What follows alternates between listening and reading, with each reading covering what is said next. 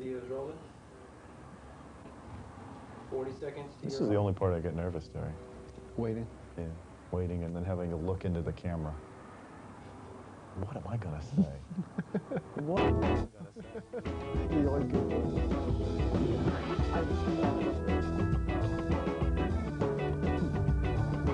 Good little period. Joe? What's another term for it? Gee, Brian, I don't know. What's another A pot-smoking Republican.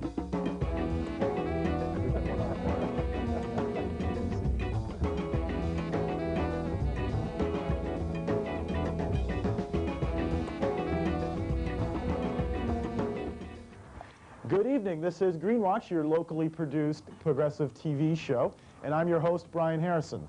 Tonight, forget the hostilities in Iraq and the presidential puppet on your television screens before. Tonight, we're going to be talking about universal living wage and how that can help many people who are living in poverty and who are homeless. With us to talk about that in the studio is Richard Troxell, the national chairperson for the Universal Living Wage Organization. First of all, welcome to the program, Richard. Brian, thank you. Pleasure to be here. I want to start the program by defining the term living wage, because it's not used very much by most of the big politicians, people that might be elected. So people out in the viewing audience might not know what you mean by that. Can you tell us? Well, it's a term that's basically come into the American psyche, the lexicon in the last 5 or 6 years. And it's been used to define basic life necessities.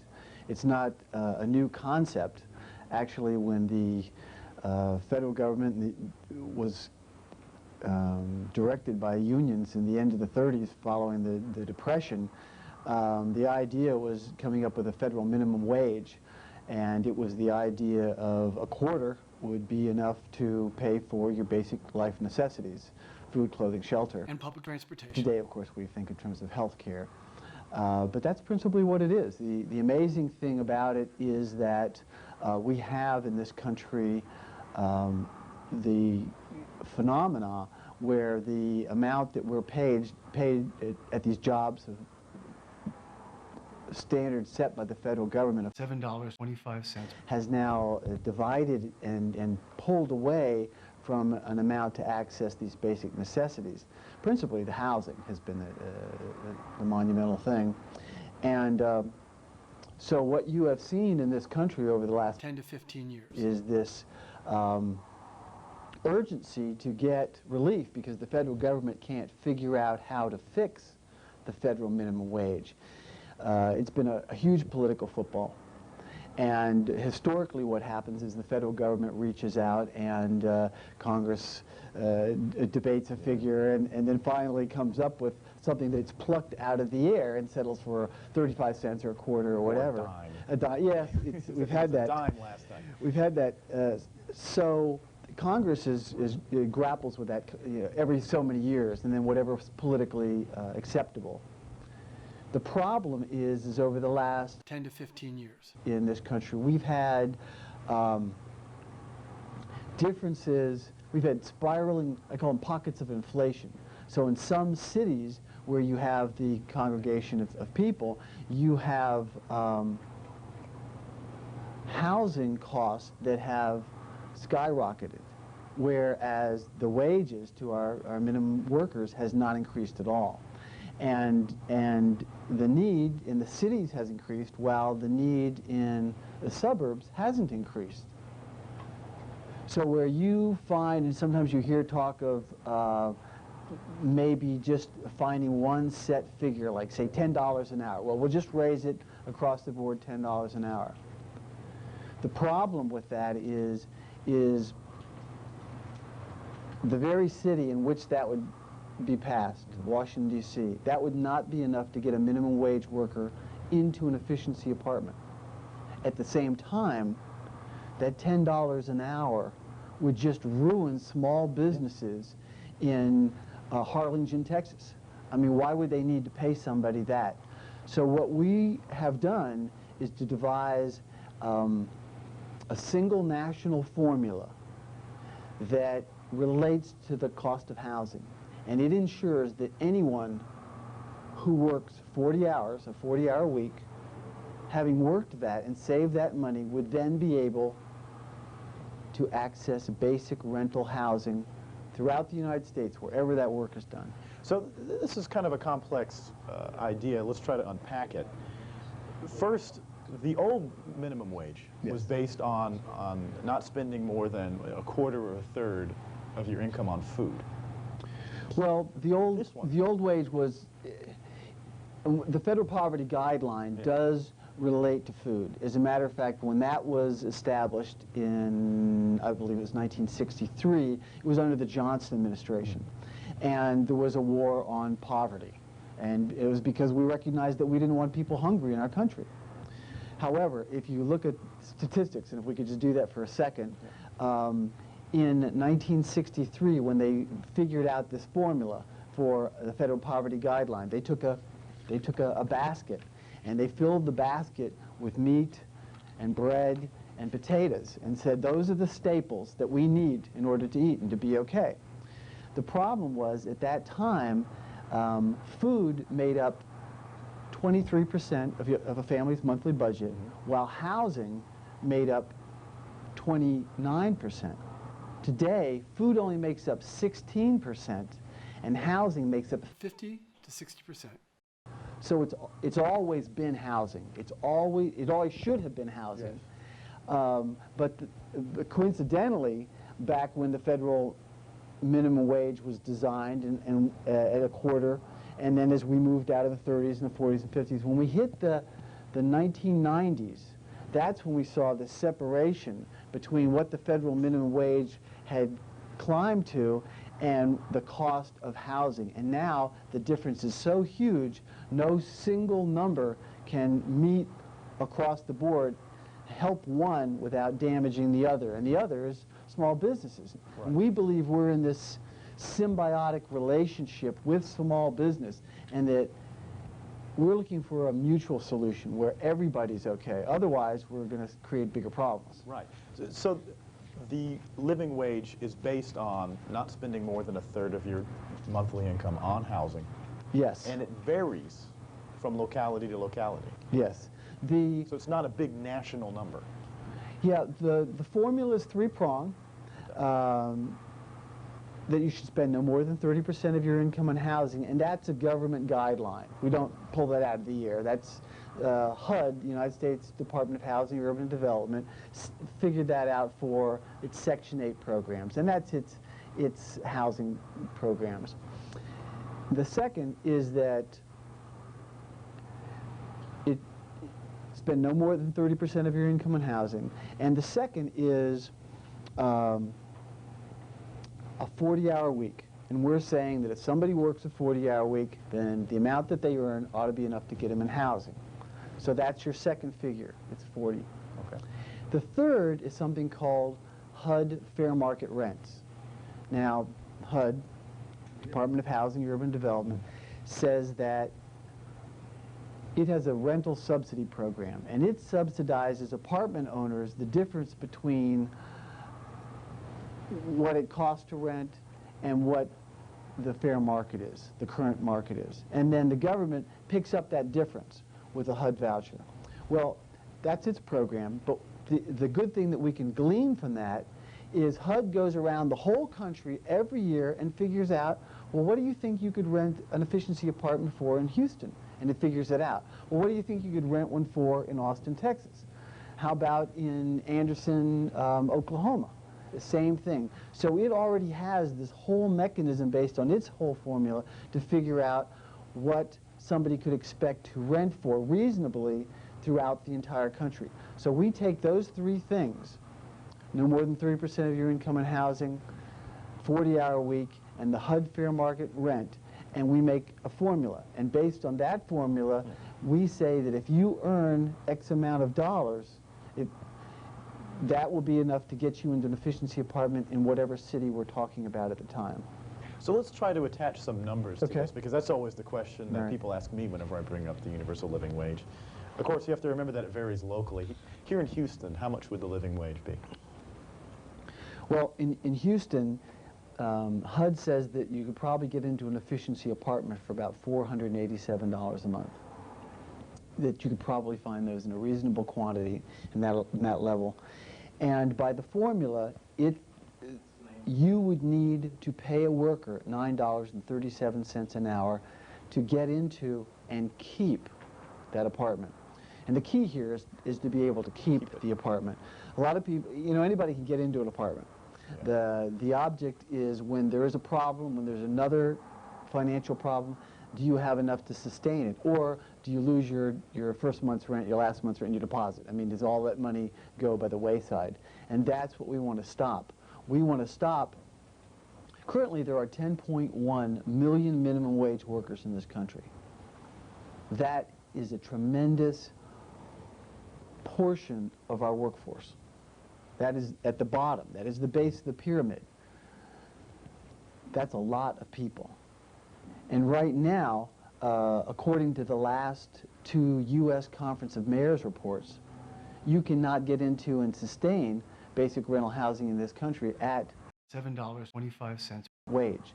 So even the federal government has acknowledged that. Mm-hmm. And what we're doing is simply trying to use existing government guidelines, existing government numbers to fix this problem, which is the federal minimum wage no longer is a wage that will get you into and keep basic rental housing.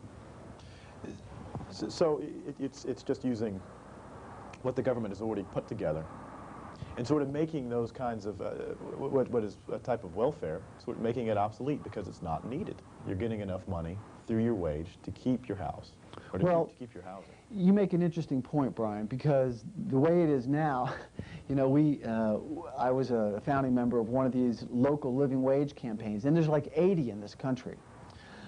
In Austin, we looked at the University of Texas, the largest, most wealthiest university in the world, and found that 235 of their staff employees were on food stamps. So here is an employer who's not paying its employees enough for them to eat and be housed at the same time, such that you and I and all of our viewers are subsidizing this business. That's what food stamps are. It's a subsidy for the shortfall that business is not paying, which is a reasonable living wage. That's a really interesting way to look at it, because a lot of people, whenever they think of people who receive food stamps or HUD assistance or even Medicaid, or who don't have health care, they think of people who just aren't working. And that's not the truth at all. Most people who fit in those categories are working and they're not making enough money. Yeah, I mean, I think that you've really hit on something here, because the federal, what is the opposite of being housed, which is our goal here, which is a living wage, a minimum wage that will get people housed. Well, the opposite of that is to not be housed, homelessness. And the federal government has issued a report now saying that the 42% of the homeless community is working at some point in time. Almost half. Yeah, and so here is this huge population of people that are working but no longer earning enough to keep them into housing. The good thing about that is that the work ethic is there. They're working. I mean, that's the work ethic that we've all been taught. The problem is the system's broken. Right. And it's broken at the point of wage labor, not making enough to have a house. Exactly. Right. The thing about this is that the interesting point that we should focus on tonight is that it's not that the system can't work. It's that there's a piece of it that can work, and we have pointed to the solution. And so that's what we are offering is to tout the problem. There is a problem, and then say, and by the way, we have a viable solution. Well, let's talk about that problem, because we've been saying it over and over. The minimum wage system is broken now. First, you have people who are homeless, like you said. I think you have some pictures that you wanted to show us. Oh, well, the reason I brought this picture, this is one of several pictures that we brought tonight. We'll just show the one. This is a creek in Austin, Texas. I think it's Shoal Creek.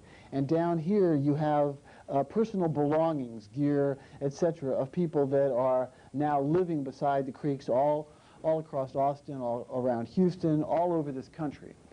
So this is in an urban setting. Yeah, oh, this is absolutely downtown Austin. Downtown Austin? Downtown Austin. And what we're saying is that these people do not have waste disposal pickup. I mean, There's no garbage. the styrofoam cups, all of it. When the rains come, and you know how it rains in Texas, all their stuff washes into the creeks. And Not to mention they usually get wet as well. yeah, plus no there's roof. a, you know, we have a health hazard here. Yeah. I mean, there's human excrement. We're talked about some real serious concerns, and so. And they're homeless. I mean, the people. Well, there's the homeless. moral, ethical aspect Yeah. that you've just touched on. They're always the first one that comes to my mind. Maybe it's just because I'm young. I don't know, but Well, we see a direct connection Yeah. between the Green Party, the environment, and the fact that the federal government has dropped the ball on this. And again, but we believe we know how to pick it up. and there's also the problem of low living standards for people that make minimum wage or around there as well, isn't there? Here in the wealthiest nation on earth, they can barely afford to keep the roof over their heads. Well, it certainly is surprising. I mean, it certainly makes a true society of haves and have-nots. It, you know, Austin likes to pride itself as a live music capital of the world, and yet there are people sleeping, quite literally, in the path of patrons who are trying to get into business establishments to spend their money. We think that the business community needs to participate in the solution, because just as it's to the advantage of those that would defend the environment, it's to the advantage of those that would place their living on the workers that are being hurt from it. How many workers are we talking about? Because I'm sure a lot of people out there are thinking, you know, there's not that many people that make minimum wage. Yeah. But you also have to think about the people who make around minimum wage, who maybe make less than $9 or $10 an hour. How many people are going to be affected? Well, immediately at that level, you're certainly talking over 10 million people. When you talk people that, I mean, there are businesses out there that are automatically already recognizing, well, I've got to pay $6 an hour just to be competitive in my area, or $6.50 or $7 or $8. But it's still, if it takes $12 to $14 and more. to get people into housing, then that's an insufficient wage. You don't have an unstable workforce. So we really don't know how many millions of people are affected. But you know, I mean, and I know we're going to talk about facts in this, but one of the beliefs people have is that the minimum wage force is made up of teenagers. And the reality of it is that about 7% of the minimum wage force is made up of teenagers. A lot of the teenagers are single heads of households. Really? Yeah, and that's what we have to understand, that the dynamic of what makes up America has changed over the last 15 years also. And so we have a tremendous number of households that are relying on 1 or 2 minimum wage workers. I think it's important to dispel this myth that people that make minimum wage or near minimum wage are just, you know, Johnny working at the fryer in a fast food joint, because I have some more facts. 2/3 of the people that make minimum wage are over 20, and 40% of them, that's the only income that household is getting. Right. I mean, that totally dispels the myth that it's only teenagers that make minimum wage. Would a living wage lift all boats? Would people who aren't making around minimum wage, would they see an increase in their wage as well? Well, it's certainly an issue that the unions will look at. It's called compression, and it will probably raise wages. And we think it's an acceptable way to do that, because what we are doing is, for once and for all, setting a minimum standard. I mean, this wage will rise and fall with the need to access housing, with the cost to access housing. Well, let's get back to that, because I think some people might be a little fuzzy about that. The way the minimum wage is set up is that it would be adjusted, right? Every year? How often would it be adjusted? Well, HUD looks at its figures for the fair market rents, which is 1/3 of the makeup of the formula. So HUD looks at its its portion of that every year. It doesn't adjust it every year because it doesn't necessarily need to be an adjustment. But as the reasonable costs of housing in the government's interpretation using its own formula, as those rise, there would be an adjustment. And it would be relative, so it wouldn't necessarily be large, but it would be relative to the amount of accessing that housing. And so what that would do, the effect of what that would do is to conservatively end homelessness for at least 1 million people. Really? So you Conservatively. deal with conservatively Conservatively. a lot of the homeless problem. And it's the first national response to homelessness in this country. But even more than that, it's the first true preventative program.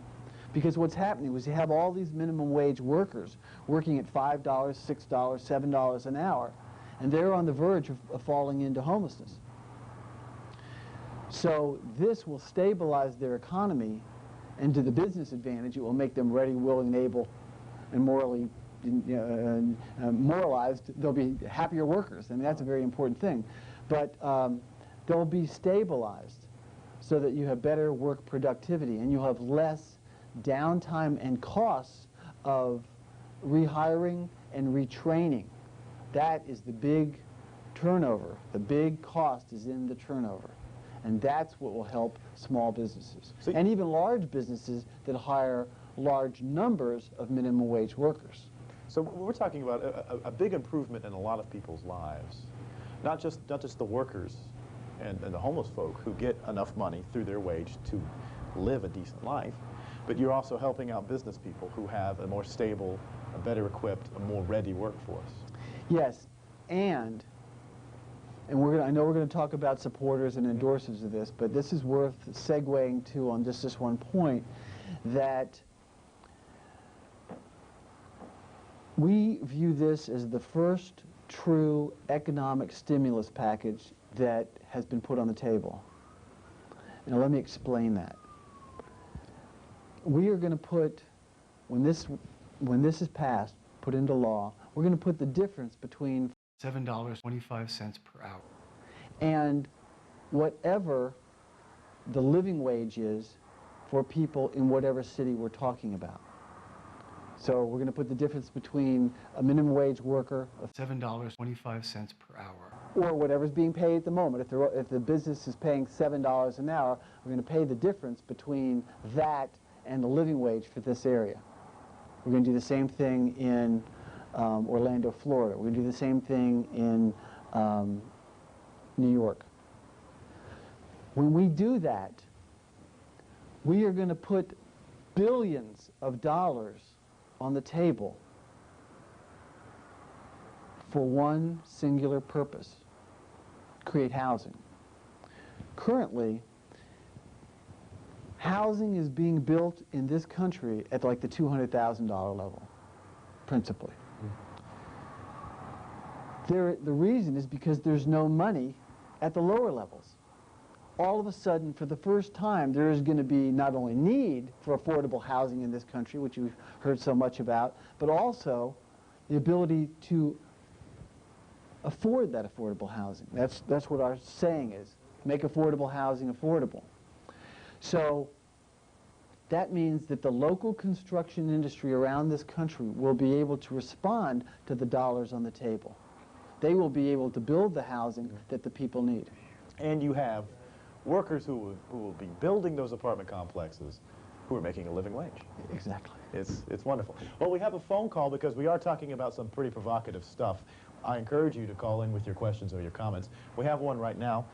Let's go ahead and go to them. All right, caller, you're on the air. What's your question? Yes, good evening. Once again, enjoying your show here at Greenwatch. Definitely, you guys are putting some very good topics out there for discussion.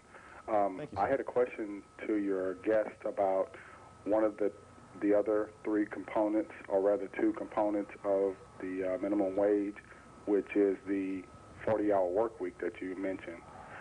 Is there, or is your organization involved in I guess, amending that? Do you believe that not only the amount of money that you get paid an hour contributes to your living wage, but the amount of time that you spend at a job as opposed to at home? That's a good question. Would that also affect the quality of living? That's a good question. I know in a lot of European countries they have 35-hour work weeks. Right. And let me just, I'm sorry, caller, what's your name? Akil. Akil, pleasure. Thank you for calling in. Listen, this is a critical point. We are concerned that some employers might say only work some 30 hours. a week and say, oh, therefore we don't have to pay. Health insurance. It was for that reason that I designed the formula in such a fashion that basically what we are paying is a unit wage. So what we are doing is paying for an hour's worth of work. What we are saying is that if you put 40 hours of those units together, then you would be able to afford the housing. There has to be a standard, there has to be a measure, there has to be a mark by which to do. But whether you work 20 hours or 15 hours or 40 hours, you're still going to be paid at that hourly rate. So you know, I'm down on my luck and I'm struggling, and in my economic echelon, I recognize that I have to get two full part-time jobs. That means I have to hold down, finish one job for 20 hours, go change my clothes and get ready for the second 20 hours. But if I put that amount of money together, my two pots of 40 hours, that gives me enough, then that would be enough for me to get into housing. So that's how we've addressed that part of it. But you Are there any, I guess, organizations like yourself that are attacking the issue from that second component that you mentioned? And I understand that you guys may want to focus on the unit factor per hour.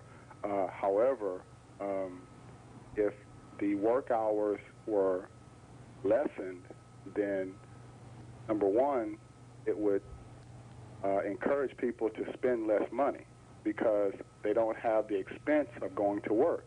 And there is an expense to maintain a job, like you say, buying clothes, keeping those clothes clean, being presentable. gas. You know, whatever the expense of the job that position entails is passed on to the worker. But if you take a day out of the 40 hours, then your money can stretch a little further. Wouldn't you agree? Yeah, I think what we have to do is fix this whole system if we believe in it. If we're going to continue to live under this capitalistic system, as a capitalistic system, then we all have to be okay. Everybody's got to be okay. And that means you've got to get the basic necessities of life: food, clothing, shelter. And public transportation. And we saw this as a critical flaw, something that we could fix. And you've raised another point, and I'm sure other listeners are going to be able to raise others. We have to now roll up our sleeves and go out and work to accomplish those things so that we can fix the system. If we as a collective people say this is something that's worth fixing, I think it is. Caller, thank you very much. That was an excellent question. I'm going to bring it up any other time we have representatives of labor organizations on the show. Thank you. Thank you very much, sir. I would like to move into another part of the program where we talk about some of the myths that are out there about the minimum wage, because there are a lot of them. Not just the universal minimum wage or the living wage, but minimum wage in general. One of the primary myths, and I know that it exists because, I mean, it's one that I encounter every time I talk about this. Living wage is inflationary. If you raise the minimum wage even a couple pennies or a dime, you're going to create inflation. That's not necessarily true, though, is it, Richard? Well, I mean, it's important that you get a broader view of what we're talking about. For example, and I could just give you one example where it's absolutely not true, and that is, I'm a small businessman, I'm making a product. My product is a widget. Maybe there's 5 components to my product. And those components consist of manufacturing. I'm going to manufacture my product. I've got to transport my product. I've got to advertise my product. I have to develop my product. All of those things. And I've got to have employees, and then I've got to pay wages. So you can see that of the cost that I'm putting in there, that's the least of it, you know. And it's not going to affect my business so adversely. And let me just digress and say this, that as a small businessman who goes before the SBA, Small Business Association, and says, I got this idea, I've always wanted to be a businessman, I want to do this, and he says, well, what's your business plan? So he says, so I set it up here and I write the whole thing out, and then he says, okay, well, I see you got money for your advertising, your transportation, your manufacturing, and all this stuff, but over there in the people column, how come your people column's so small? Well, isn't that as important as all the rest of it? Well, that's what we need to do here. That's when I say we're talking about fixing stuff, it's perspective. Yes.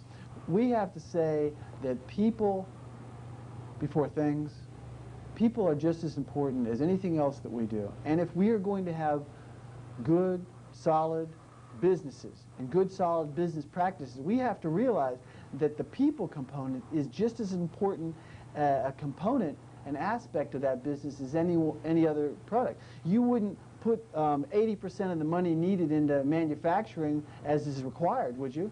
So why would you put in less than to give you a stable workforce?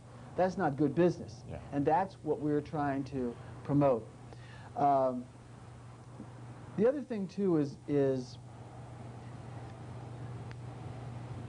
there is, and you talked about the moral aspect, we're going to set a system right that is going to go a tremendous distance to ending homelessness in this country.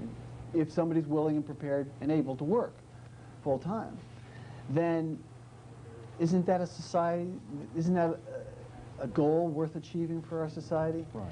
And if we can take the cost of doing that, and businesses have told me, been very honest, they say, you know, Richard, the reason that we are attracted to this as opposed to local living wage campaigns is because local living wage campaigns create an uneven playing field for business.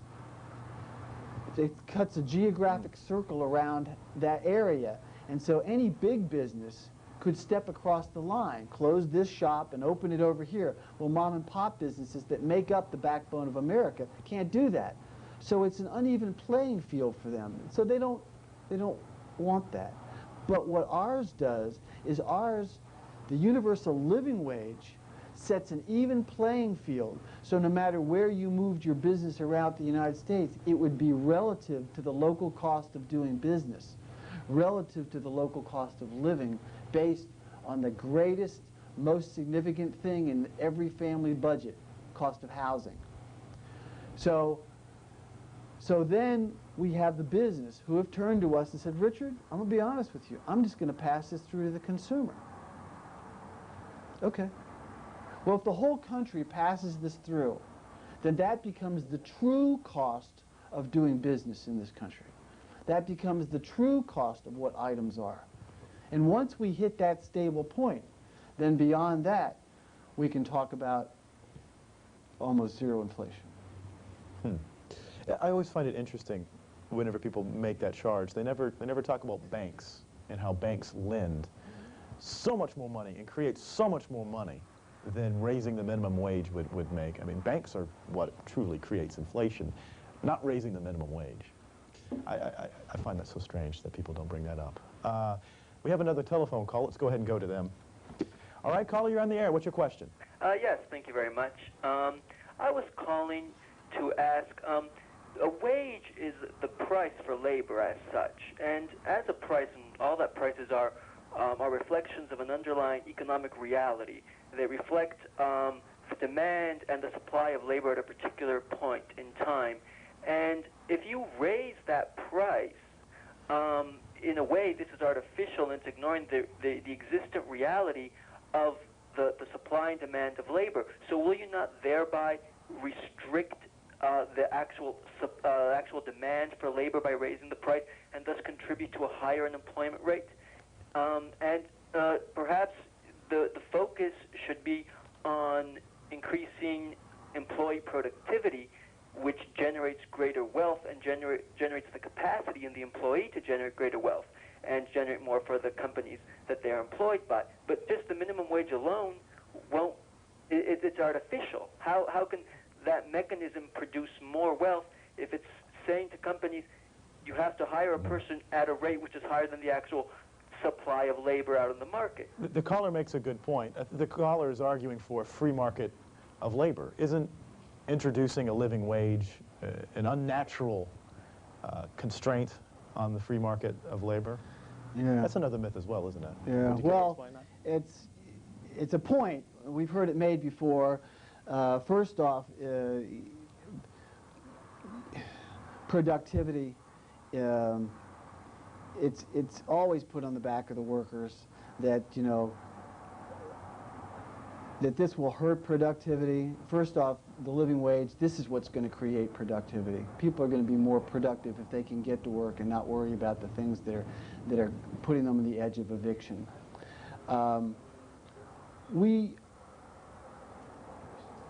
We have heard these myths before, and you can go to our website, and there is a section called Facts and Myths, where we respond to those kinds of repeated fallacies over and over again. And you can look at the studies that will show that this just isn't, in fact, it isn't true. And I would just point out that about, I don't know, I hate to give away my age at this point, but about 20 years ago, you know, you could walk onto a construction site and you could tell him you could do that job, and the guy would know that you probably couldn't, but he'd try you anyway. And the wage that he paid you was enough to get you into housing. So at one point, it related to the cost of housing, you know. And we're not talking fancy housing here. We're talking about putting yourself in an SRO, single room occupancy unit, where you might even have to share a bathroom down at the end of the hall, but you had a roof over your head. And we think that business that's going to profit from the labor of the worker needs to share the responsibility, ensuring that anybody that works, that if I'm going to use your labor, that in response, this person is going to at least have a roof over their head. I'd also like to make a couple points. The free market ideology rests on that both supply and demand have equal power whenever it comes to the relationship. I would point out that people that take minimum wage jobs or jobs that are close to minimum wage have few other options. That's not a very free market.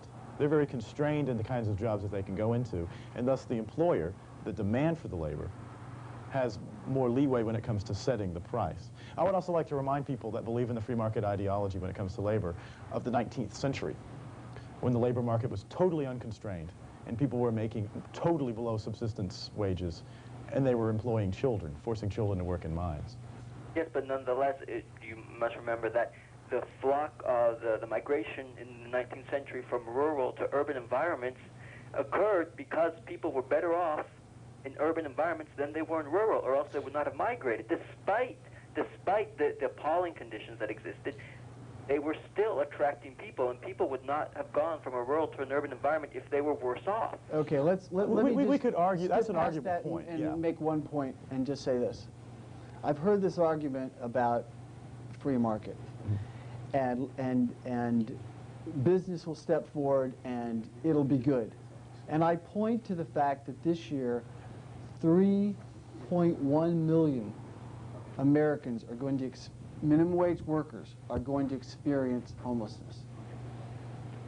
The problem is the free market is not the American way if the employers don't independently ensure that people are okay.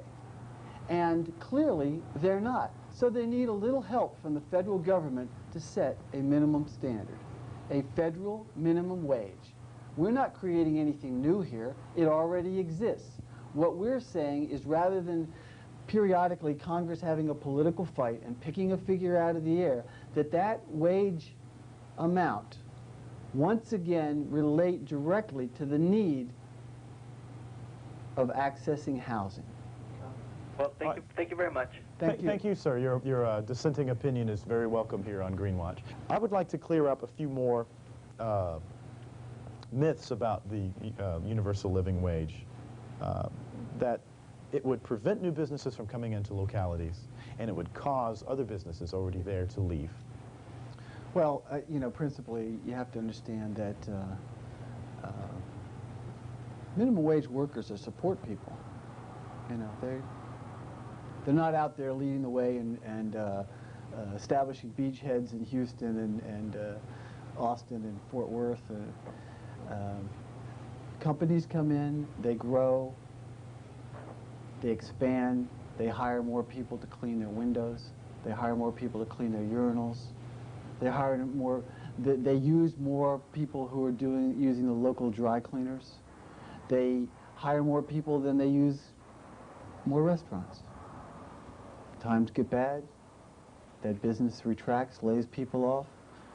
It is an ancillary effect. It uses less gardeners, it uses less people cleaning their clothes, they eat at less restaurants. That's what's happening. So the businesses that are affected by the universal living wage being applied are their support businesses that aren't going to move around and go to different localities. The businesses that do that are generally like primary manufacturing, like cars, for instance. I don't know if you read about this. I read about it in the Houston Chronicle, where Toyota was going to locate a truck plant somewhere in Texas. And they decided not to do it in Houston. They didn't build it in Houston, they built it in San Antonio. And it's not that they didn't go to Houston for their truck plant because wages were too high. It's because the city was too polluted. right. Ironically enough, they couldn't build a car plant in Houston because the air was too dirty.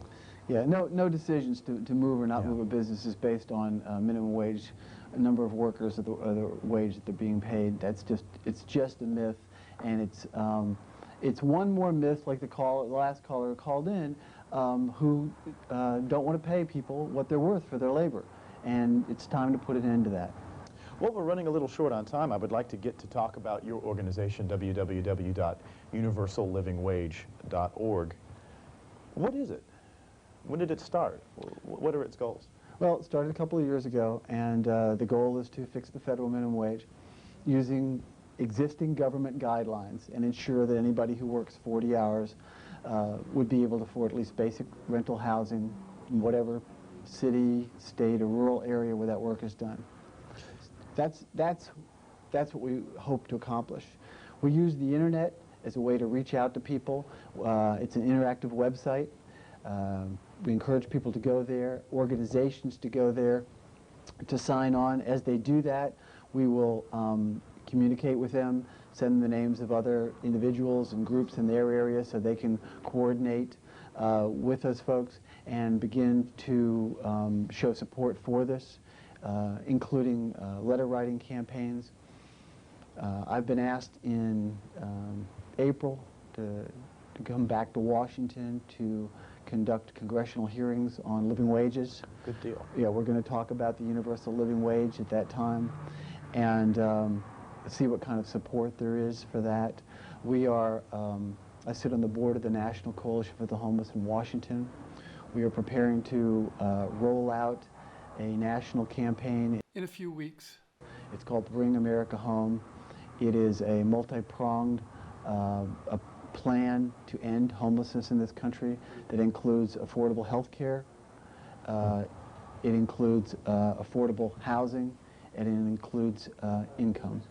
So this is not an itinerant organization. Not at all. This is not just some website. This is people who are doing congressional hearings, Yes. who have national campaigns. Yes. A lot of people have visited your website, apparently, because you have a long list of groups all across the nation who have supported your call for a living wage. Yeah, we have well over 1,700. groups that have supported us. The thousands of people have individually signed.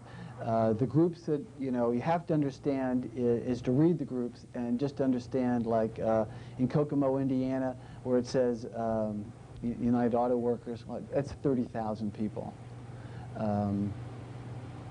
This last year, Communication Workers of America, with 650,000 workers endorsed the campaign. That's the kind of support that's happening. We are laying the groundwork to make this change, to fix this problem, to fix the federal minimum wage. To do a little plug, the Green Party is another one of your organizations, one of the organizations that has endorsed you. That was a key component of Ralph Nader's campaign in 2000. More than 2 million people decided to vote for him, and I'm sure that played a strong role in it. Well, Green Party USA, the new name of the Green Party, has endorsed the Universal Living Wage campaign. They didn't do it overnight. They didn't do it slowly, and they did do it deliberately. The Green Party discussed this online. We discuss everything. Debated it. We fought over questions, language. We actually made an adjustment to our campaign, which I'm very pleased about. One of the questions that came out in discussion became a fact and myth that we researched and is now online. And we are very proud to say that the Green Party USA endorses this campaign. And we say to everybody who's listening, but especially the members of the Green Party, we would like for you to roll up your sleeves with us now. Our next national action on April 15th, we are going to, good day. On tax day, we are going to go to post offices all over the country because the media is going to be there anyway.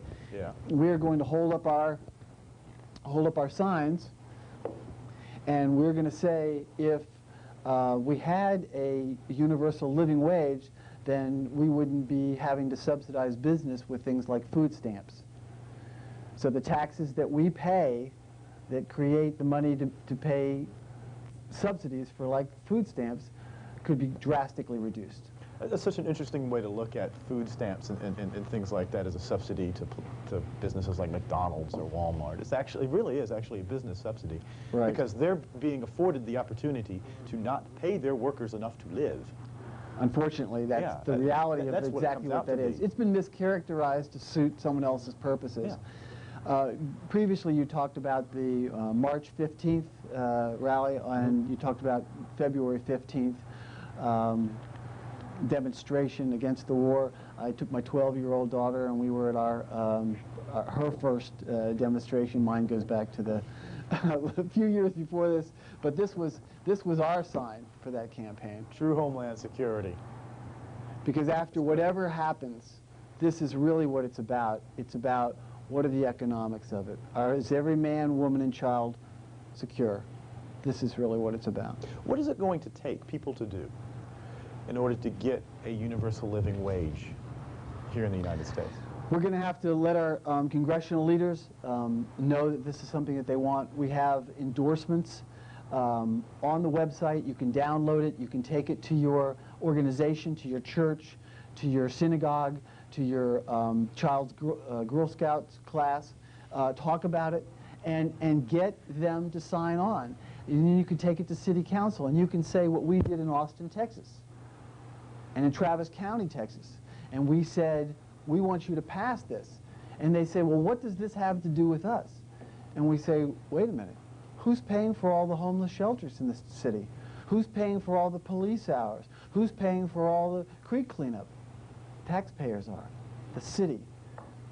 Well, if your city is like our city, and every state in the nation right now is in the red, then we could use a little help. And we're asking the federal government to fix the federal minimum wage and give us some help. You know, Brian, I have a real simplistic socioeconomic view of society, and I sort of look at it like it's in this yardstick. Okay. And in 3-foot sections. In the first foot, you know, it's like I'm a student, and so my job is to learn things. That's all. I don't contribute anything beyond that. My job is to learn. As a senior, my job is to rock back, retire. I'm done. Teach. Well, educate. teach. I'm pretty much on the dole. I'm now reaping my rewards. Right. So it's only this middle foot that's the worker foot. In this middle foot that's sustaining not only itself, but the other 2 feet. And we're putting such an incredible burden on this, and now, for all the roads, all the highways, all the governments, all of that, and now, this middle foot has a hole in it, and it's called the federal minimum wage, and 11.1 million minimum wage workers are on the brink of becoming homeless. 3.5 million people will experience homelessness this year. At least half of them are minimum wage workers. We need to fix this in order to stabilize the economic base of this society. There's another question. Living wage, would it just be here in the United States, here locally, or would it be an international kind of thing? That's a very interesting question. We have now, in the last couple of weeks, received endorsements from Scotland, Canada, and we had a member who sits and works with the United Nations.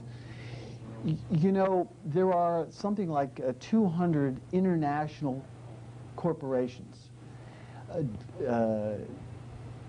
that move around and find poor people that are willing to work, and they teach them how to make their product. Sweatshops. You could be characterized certainly as that. That certainly falls into that category. And sometimes these include people who are children. And then when they're done, or they find a cheaper pool of labor, they move. Today, on National Public Radio, Dick Gephardt said that what we need to do is to fix the world minimum wage and to set a world minimum wage. And the idea, as we call for it on our website, is that wherever you go, wherever you work, that you would earn enough to sustain life, to get life's basic necessities: food, clothing, shelter, health care. If you do that, you won't have companies abandoning this area for that area. It'll all be relative. Or if it goes on because they're attracted by the natural resources of this country, it doesn't matter. You won't be abusing the people. The people will at least be okay. And that's what we're suggesting. We're running out of time. We have about 3 minutes left, just to tell you. Thank you. This has actually been implemented in a couple cities here in the United States, Yes. if I'm not incorrect. Can you tell us their experience, how it's worked for them? Well, some cities have said that there's certainly not been any negative impact. 2 cities, right after it was passed in the city in New York, 3 months later, it was reversed because financial opposition said we don't want to have this once it passed. In New Orleans, it affected 50,000 people. Together, there's only, under these local living wage campaigns, there's only 100,000 people being affected. But 50,000 people, so they've taken that to court. And then just this last week, in Santa Fe, New Mexico, by a vote of 7-1, they passed a local living wage ordinance for $8.50 an hour. The problem is they're probably going to be challenged in the courts. And that is the reason. These are all going to be attacked over and over again. And locally, who's going to defend the people in the hillsides, in the counties, in the far counties? They can't organize. There's no economic base for them to do that. That's why there has to be a single national universal living wage. The people are crying out for it. That's what these 80+ campaigns are about. And the people need it. And the people must have it. Richard Troxel, National Chairperson for the Universal Living Wage Campaign. Thank you very much for being on the program. Thank you, Brian. It has been enlightening. Thank you, all of your people. Yes. I hope that you have enjoyed the show and that you've gleaned some amount of education about the universal living wage. If you have any comments or a request for a tape for tonight's program or any of our other programs, please direct those emails to greenwashtv@yahoo.com. Keep watching this TV station. Don't pay too much attention to the pro-war propaganda on your big networks and on your cable networks. For everyone here at Greenwatch, This is Brian Harrison. It's your world. Take care of it.